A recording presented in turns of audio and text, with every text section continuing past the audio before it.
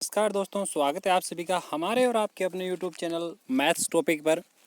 आज हम बात करने वाले हैं जो अभी नया लेटेस्ट आया है विवरणी का कक्षा 10 जो 2022 का, यानी अभी जो सेशन स्टार्ट होने वाला है उसके बारे में। जो गणित विषय का प्रश्न पत्र तैयार होगा, कैसा तैयार होने वाला है, कौन कौन से चैप्टर है और कितने कितने नंबरों के पूछे जाएंगे, प्रश्न पत्र किस प्रकार से किस फॉर्मेट में तैयार किया जाएगा, कितने नंबर का पेपर होगा, कितने नंबर यहाँ से भेजे जाएंगे, सारी की सारी जो बात है शुरू करते हैं। देखिए, सबसे पहले इस विषय की जो परियोजना जो है वो निम्न अनुसार आपको बताई जा रही है। सबसे पहले प्रश्न पत्र सेम उसी प्रकार से 3.25 घंटे का 80 नंबर के लिए और 20 नंबर शतरांक के रूप में भेजे जाएंगे।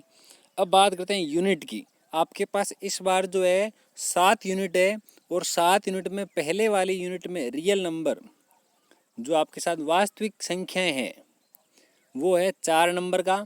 उसके बाद में अलजेब्रा जो बीजगणित है वो पूरे 18 नंबर का है। और आपके लिए बात की जाए, अगर जितने भी यूनिट है हमारे पास सबसे ज़्यादा नंबर की यूनिट अब की बार अलजेब्रा है। उसके बाद में ज्योमेट्री ज्यामिति जो आपके पास 15 नंबर की है। निर्देशांक ज्यामिति कोऑर्डिनेट ज्योमेट्री 6 नंबर की पूछी जाएगी, जहाँ से आपको पता ही है कि एक ही प्रश्न जो सीधा डायरेक्ट 6 नंबर का पूछा जाता है। त्रिकोणमिति के अंदर से आपको 12 नंबर के प्रश्न पूछे जाएंगे। उसके बाद मेंसुरेशन क्षेत्रमिति के 10 नंबर के सवाल पूछे जाएंगे। सांख्यिकी और प्रायिकता जो है, स्टैटिक्स और प्रोबेबिलिटी जो है, वहाँ से 15 नंबर के पूरे प्रश्न पूछे जाएंगे। तो अब बात करते हैं यूनिट वाइज। पहले यूनिट में कौन कौन से चैप्टर है, दूसरे में कौन कौन से हैं, सारी जो है हम विस्तार पूर्वक जानकारी लेने वाले हैं। सबसे पहले जो रियल नंबर है, वास्तविक संख्याएं, वो आता है हमारा पहला यूनिट। पहले यूनिट में ये हमारे पास एक ही चैप्टर है और ये एक ही चैप्टर 4 नंबर का है। ये आपके पास में यूक्लिड विभाजन प्रमेय है और इसके आधार पर अंकगणित की जो आधारभूत प्रमेय वगैरह इसमें सारी पूछी जाएगी। जैसे आपको यूक्लिड विभाजन प्रमेय से सहायता से बताना है कौन सा शांत है, अशांत है, ये √2, √3 परिमेय है, अपरिमेय है, ऐसा हमें प्रश्न पूछे जाते हैं। उसके बाद सेकंड यूनिट जो है अलजेब्रा, उसमें हमारे पास पहला चैप्टर जो है वो आता है बहुपद का। इसमें बहुपद जो है इनका जियोमेट्रिकल मीन्स क्या होता है, उनके आधार पर बहुपदों के शून्य किस प्रकार से ज्ञात किए जाते हैं, गुणांकों और शून्यांकों के बीच संबंध होता है, संबंध की सत्यता की जांच करनी होती है। और उसके अलावा बहुपदों के लिए जो एक विभाजन एल्गोरिथम होता है उसके आधार पर हमारे इसमें प्रश्न गिवन होंगे। इसके बाद में आता है दो चरों वाले रैखिक समीकरण, लीनियर इक्वेशन फॉर 2 वेरिएबल्स। ये हमारे पास है।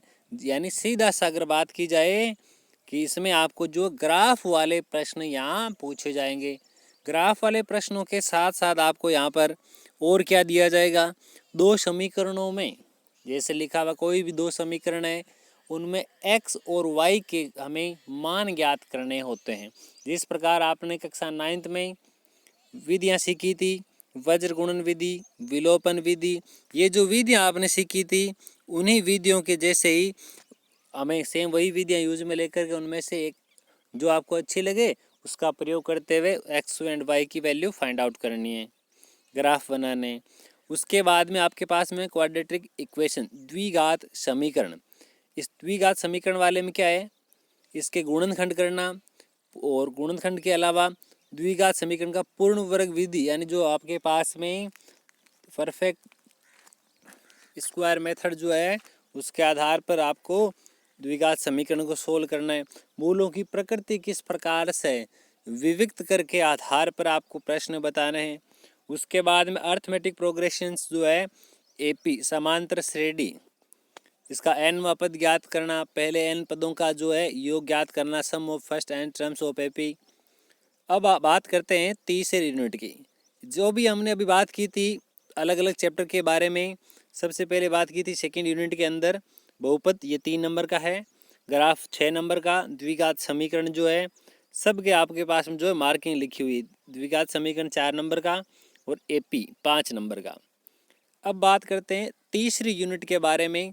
तीसरी यूनिट में जो है हमारे पास ट्राइंगल्स, त्रिभुज जो है, समरूप आकृतियाँ, त्रिभुजों की समरूपता के नियम, क्या क्या नियम है, समरूप त्रिभुजों के क्षेत्रफल, इसके आधार अलावा और हमारे पास में पाइथागोरस प्रमेय जो है वो टोटल मिलाकर 4 नंबर के। उसके बाद में आता है सर्कल, स्पर्श रेखा और एक बिंदु से वृत्त पर खींची जाने वाली स्पर्श रेखाओं की संख्या संबंधी प्रश्न है।